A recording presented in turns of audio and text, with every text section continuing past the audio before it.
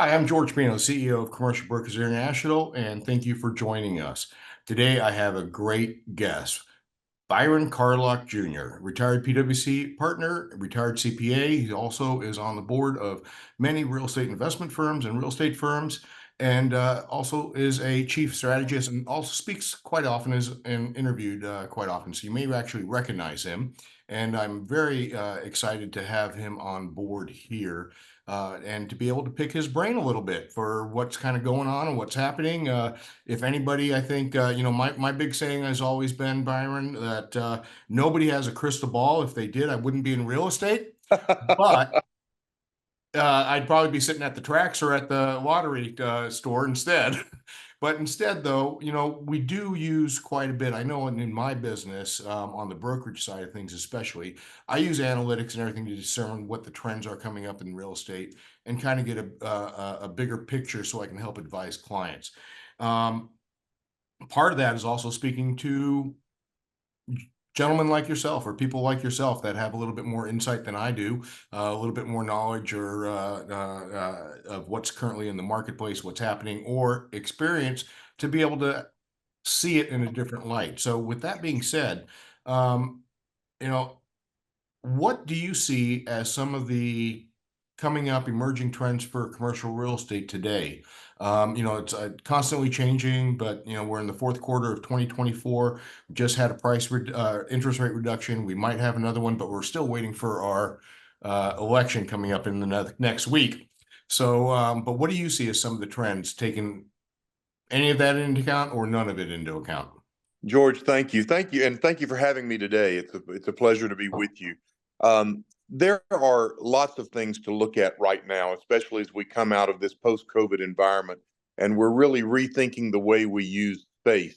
That's rethinking the way we use our living spaces and how we want to live and where we want to live, all the way to our commercial spaces and the future of office as we get through this transition period that we've been living through with higher interest rates, higher costs, far reduced development, and it's produced some outcomes that now we have to begin tackling.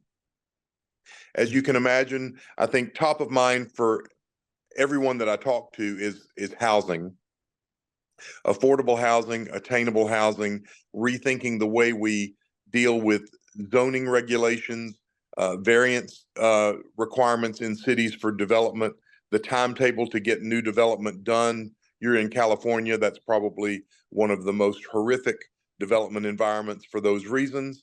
And Yes. so I think the biggest question is, what are we doing for our industry to solve some of the social problems that we're dealing with as a result of increased housing demand and reduced affordability? So I would say that's one trend that everyone's trying to get their arms around. You're hearing a lot about it in the political arena, both state, local, and of course at the federal levels with respect to some incentive proposals that both candidates are proposing. Meanwhile, behind that curtain, the industry marches on with the continued automation of life and what that means with respect to e-commerce, with retail and industrial, and then of course the data center explosion as we manage our information systems. So I think that leads to yet another big trend, and that is the confluence of land use with energy and infrastructure policy. And so as we look at the growth of the data center demand and the energy it takes to run the data centers, you're seeing data center developers and big information users taking that development activity into their own hands or with exclusive development relationships to make sure that they are building that real estate near energy sources so that the data centers can get the energy that they need, which then parlays into closer relationships with the real estate industry to activities around infrastructure. And then I would say that the third is the waiting game to see what happens with the capital markets as we look at working through the workout scenarios associated with changed valuations, especially in the office sector, and coming maturities in the debt markets and the repricing of the new loans and the renewals. You mentioned earlier, extend and pretend, loan officers working through those loans that can be worked through, and then of course disposing of the loans or foreclosing on assets where they can't. And we're not we're not through that season, although reduced interest rates coming now will actually help us get through it and make extend and pretend easier for the workout officers at the banks working through that. That all said, we're coming up on year 4 of very little development Mhm. and increased demand in certain property types that need property and need ways to run their businesses, run their lives, and we're rethinking the way we want to use our built environment city by city. So Mhm. this intersection between solving much needed demand for product with changing infrastructure patterns, the emergence of information and data and AI in our lives, as well as the need to house our population, seem to be the top of mind subjects right now. Okay. Yeah, I would agree with you on all of that. That's kind of what I've been hearing all along. I want to touch a little bit on a couple of these very quickly.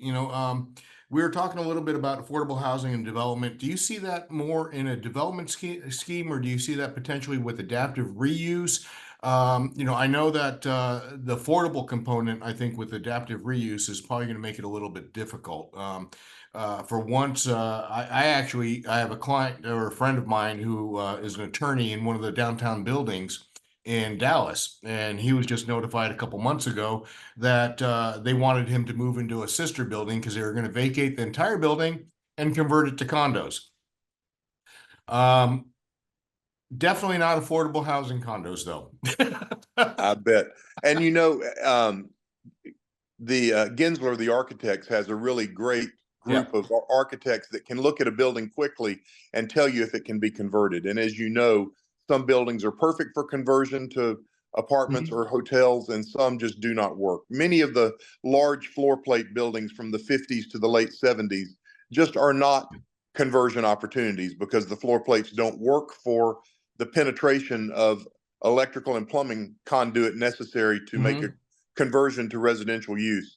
But then some of the old buildings, especially those from the 20s and 30s, make beautiful apartment and hotel buildings, and that's happening. And I'm told that there are about 5 cities around the country, New York and Dallas being 2 of the 5, where you're seeing more and more not only developer activity to do that, but incentives to make it happen.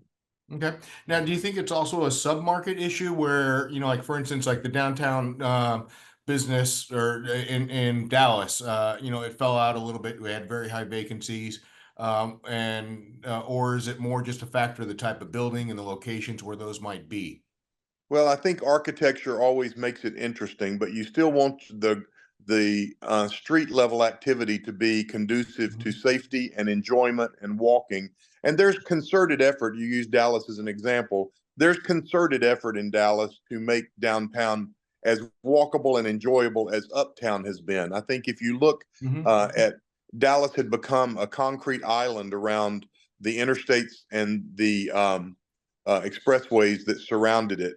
And Clyde Warren Park, which connected downtown and uptown, really set a precedent for realizing that that concrete jungle could be undone and become more Yes. walkable. So if you look at Clyde Warren to the north and the farmers market to the south, and now the discussions of paving over I-30 to the south, it really will make it a more walkable downtown neighborhood. Meanwhile, you see vibrant church life down there. You see Neiman Marcus flagship Mhm. store still there, and then all of the redevelopment discussion around Reunion Arena and what the Ray Hunt family is looking at doing for that southwest Yeah. quadrant of the city. That will really change Dallas. Now, Dallas is also a continually growing city and with a lot of in migration, and in migrants into Dallas don't realize its history of not being a livable downtown, and they find it to be more attractive than some of the locals. And so the Mhm. locals may be out in the northern suburbs or in uptown, but downtown can be made into a very livable, walkable, enjoyable neighborhood over time. Yeah, no, I definitely agree with you. I've been watching those trends and changes, what's happening. One of my tricks early on when I was getting into commercial brokerage was to watch where the trendy restaurateurs go. Well, And because generally speaking, they go there for the lower rents, but they revitalize it and they bring people coming in and people start investing in that neighborhood, other retailers. They build that infrastructure and then people move in because that's where they want to be closer to. And I definitely saw that in that downtown submarket in Dallas over the last 15, 20 years.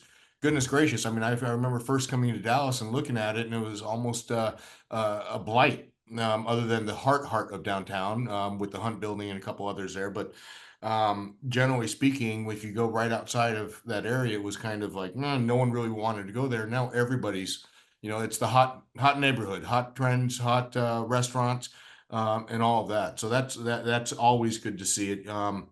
Now, you had mentioned very quickly about the pretend and extend and kind of the banks going in, loan maturity dates. I think that probably some of the smaller banks is where we're going to see a little bit more of an issue. The regional banks that are pushing it along, they may not have as much resources as far as, and I know that the Feds have certain amounts that they have to hold back in reserves, especially on defaulted notes. But by extending those terms and then not having to potentially hold back as much in reserves, does that put more liability on the banks, on these regional banks, the smaller banks, or do you think that is still a good tactic for them to, because things are going to change in the next year, 2 years, hopefully, with the debt what markets and the both debt and equity markets coming in? what I will say is that the cloud of fear has been substantial, that there's risk on the balance sheets of the regional and smaller banks. The reality of that has not been manifested in the marketplace as of now.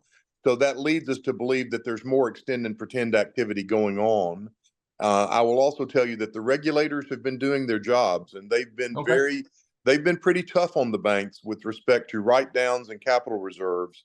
So that, coupled with the fact that demand has remained pretty strong in all the asset types except Class B and C office, which I think is where we will see more of the pain, but also the um, the lack of development has limited new supply, and so this problem could work itself out without the pain that's been expected. Tantamount to that fact is that there's been a huge growth in non-bank lenders funds, mortgage funds, REIT funds, and credit strategies of the private equity firms that have set a path available to developers and owners for rescue capital to get through this season. And Hmm. that capital has been welcomed by the industry, albeit at unregulated in unregulated formats and at prices, of course, slightly higher than you would see Yeah. from the banks. Yeah, but better to be more costly than to lose it. That's right. That's right. And so So, foreclosure activity it's grown, of course, but it's not been at the levels that were expected. mhm. Now we still got, over $1 trillion of maturities coming that are going to have to be worked through. So that's not to say there won't be some pain and there Yeah. won't be some foreclosures and there won't be some difficulty. Mhm. Yeah, no, I was looking at some numbers earlier this week where 20% of, a year and a half, 2 years ago was roughly 20% of the loans were coming to maturity.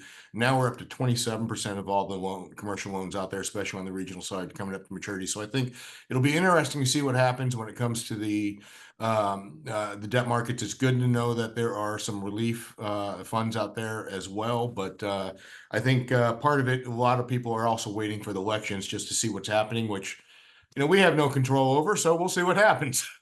But that being said, I got into real estate almost as a fluke right out of college. And originally, I started off as, of all things, an engineer, a computer science major. And,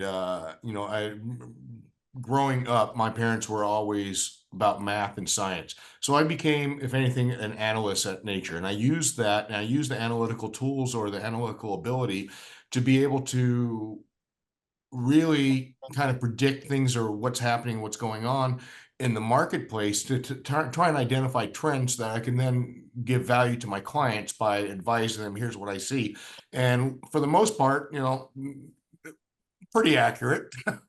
But I know there's been a lot of talk about data and analytics, and we just talked about even some of the data centers and everything else, but um, and how and I know in the past you've said data and analytics is what's going to help build the future of real estate, and I agree with that 100%.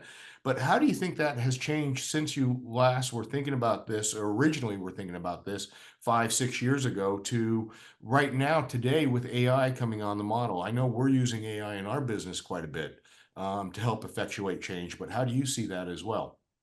Well, I think it's ease of data access and speed of analysis. If you go into a bullpen of analysts in a private equity firm or a real estate investment firm or a brokerage house right now, you see market studies that used to take 10 days being done in 10 minutes because Yep. the data is readily available. And then you spend your thought time checking to make sure what you've written down is actually true, because we've not yet perfected the details of AI working in with respect to every paragraph that's written. But Chat GPT plus available analytics make that market study process much more efficient. And I Mhm. think that's changing the lives of analysts and credit training programs and back office activities, appraiser activities, et cetera. And so you've got a quicker view of real time rental rates, real time market activity, and frankly, real time valuations Mhm. for an industry that has historically been more analog than digital. And so it's really digitizing an industry that has the available inputs now to make quicker decisions and see the market in a more real time basis. Mhm. Absolutely. I remember the first time I saw how much the not just AI, but just the availability of data was going to affect our business in general. And that was when a associate of mine owned a real estate company in Dallas, medium size, 50, 60 commercial real estate agent, so decent size. And he had three analysts on staff. They had him run all these reports, but then at the same time ran the same reports off CoStar. And surprisingly, they were all within, the CoStar reports took all of 30 minutes an hour for the Right. people getting the right input data stuff. The analysts took over a week. They compared the reports and they were all within the normal means of differential for expectations of to the point where they ended up actually letting go of all their analysts. Well, I hope that's not the case, because analysts are critical to the growth of our industry. That's one of that, and leasing agents are two of the best jobs to get started in the industry. I started as a leasing agent with the Trammell Yep, Crow Company in 1987 and loved it. But we had to get our information by knocking on doors and talking to people and exactly. discussing their lease rates and their renewal rates and understanding from the street what was happening. And now that's all available at the push of a button. Yeah. Oh no, it's incredible. I mean, we're using a tool that can give us a void analysis for our retail leasing guys. We can do a full void analysis in a matter of 10, 15 minutes, if that, versus, with beautiful maps showing where all the competitors are and everything else, which typically would have taken, a week to 10 days to output out. And Right.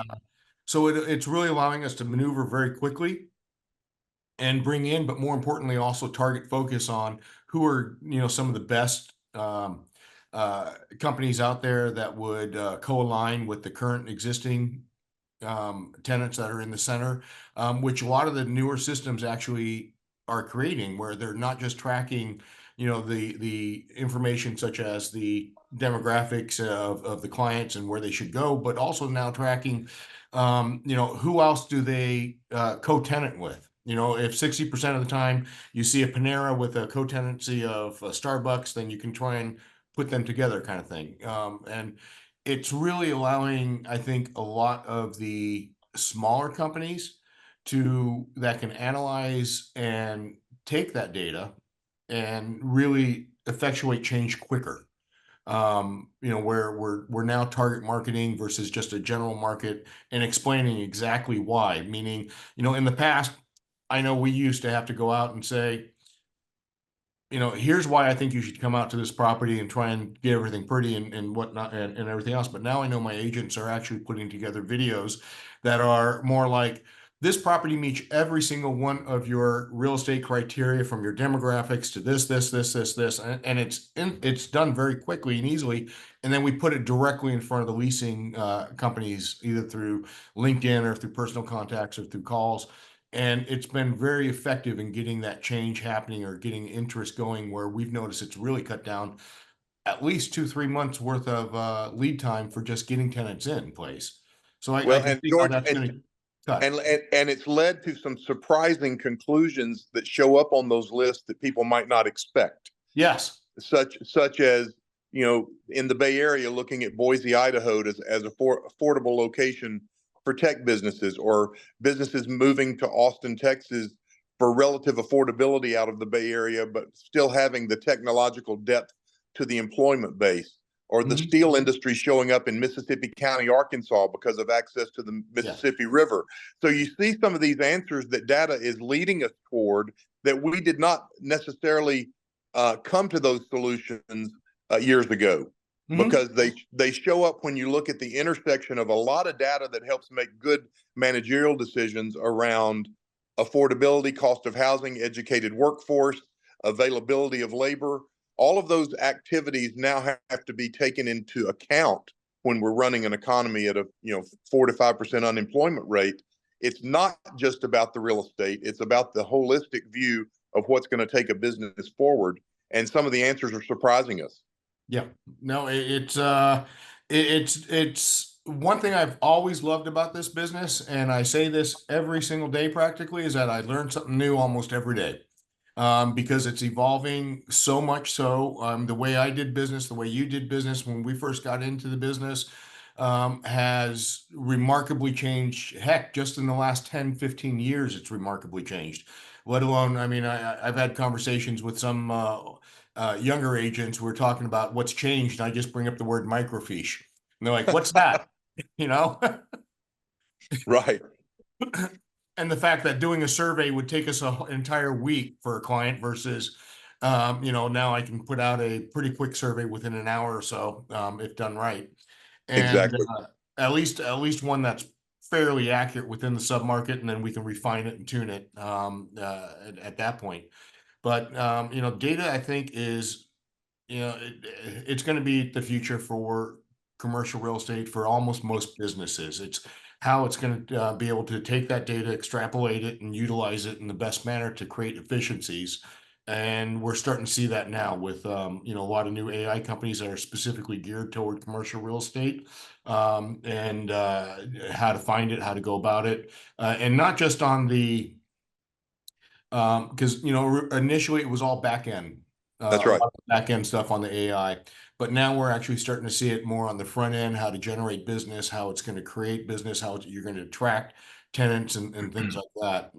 But the one last thing I wanted to say about AI is something that you had mentioned very quickly, and that was take the time that you save to review what it outputs.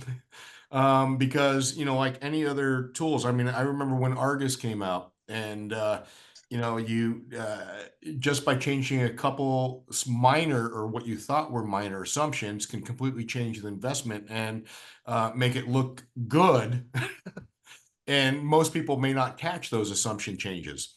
So I think junk in equates to junk out. So a lot of it, the old saying, the best IT person isn't the one who knows computers most, it's the one who knows how to Google how to repair a computer the best. Well said.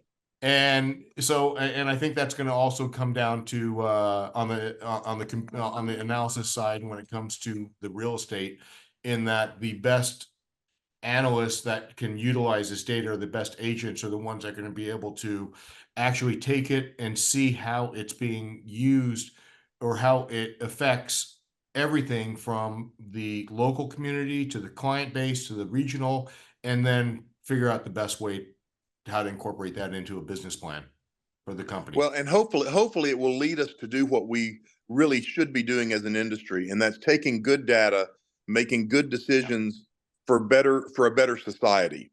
I think one of the unique things about this next cycle that we're going to see is that many of the social problems that we're trying to deal with societally in America today will fall on the shoulders of the real estate industry to offer real estate solutions to those problems.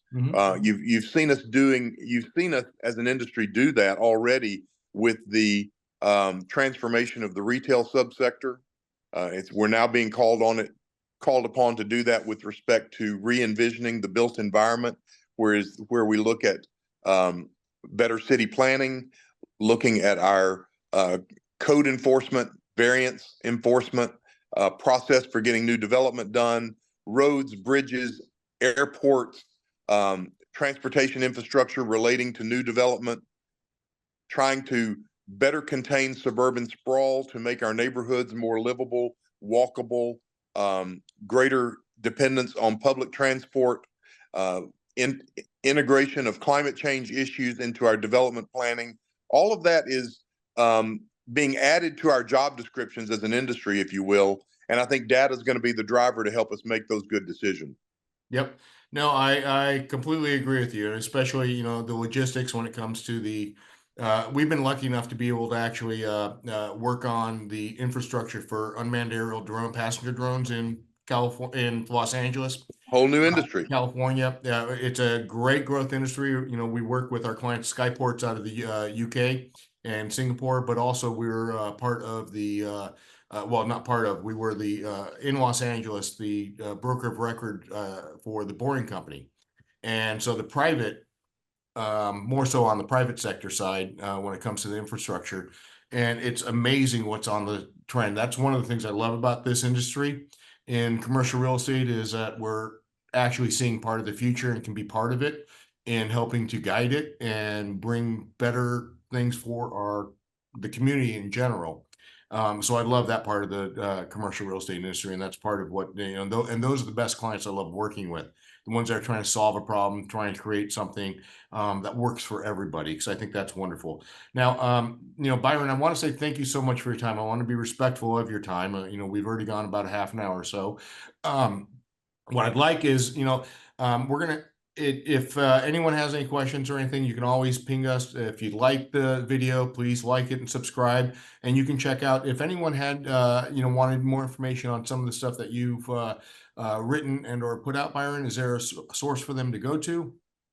Well, my former partners at PwC publish each year a magazine called Emerging Trends in Real Estate that I think is a good overview of topics that are relevant to think about current situation and moving forward. Ironically, this week, the new 2025 edition will be coming out at the Urban Land Institute in the fall meeting in Las Vegas. So it should be available online soon.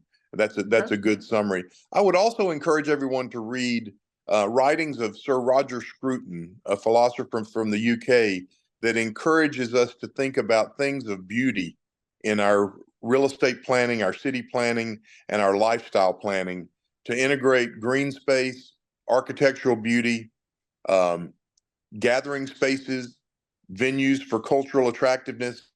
And it's not just about the 4 food groups, it's about the lifestyle that real estate creates. And that's been a great read for me of late, to see what Roger Scruton had to say about what beautiful real estate does for enhancing society. And we can all think of our favorite structures around the world where that's true, but sometimes we forget about it when we're building a big box for a distribution facility or an out parcel for a retail use. To remember, I was trained by the Trammell Crow Company. Mr. Crow used to always say, trees are the answer, and he would have us over landscape our developments. And I think there's some truth to that we need to remember as we redefine our built environment. Yeah, no, I love that, actually. I mean, I wrote down and made a note here. I'm going to be pulling that book up, because I haven't actually heard or seen anything along those lines of how, really more on the probably the psychological impact as well of living in these communities or working in these communities, and how that really helps people. And I know, I mean, no analytical, no true studies, but I know how it makes me feel. 100%. And I know that it definitely is going to be, it's going to be interesting to read. I appreciate it. So Sure. again, thank you, Byron, for your time. And again, everybody, if you liked what you heard and you haven't done it yet, please do subscribe and hit that like button.